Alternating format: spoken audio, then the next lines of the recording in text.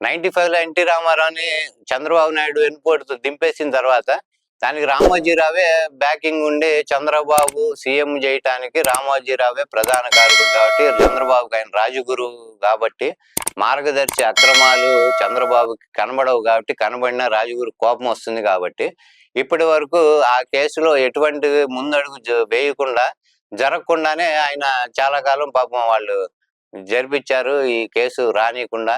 తర్వాత ఈ బైఫర్కేషన్ గొడవలో ఎవరి గొడవలో వాళ్ళుంటే హైకోర్టులో కేసు లేకుండా కొట్టేయించుకున్నారు లాస్ట్ డేట్న December 31, 2018. ఇప్పుడు ఈ నేపథ్యంలో అసలు రామోజీరావు ఆయన నక్సలైట్లకు కొరియర్గా పనిచేశాడని కూడా అంతకుముందు ఆయన తోడలుడు ఒక ఆయన ఒక బుక్ లో కూడా రాశారు.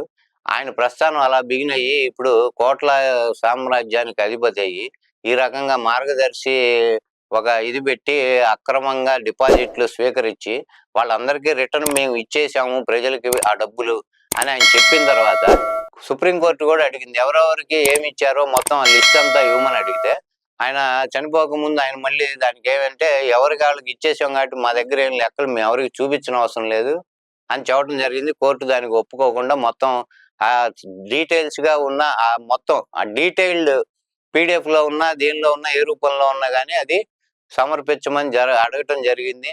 అది కూడా ఇంతవరకు అయిపోయి లేదు. అసలు దాని గురించి వాళ్ళేమి రెస్పాండ్ లేదు.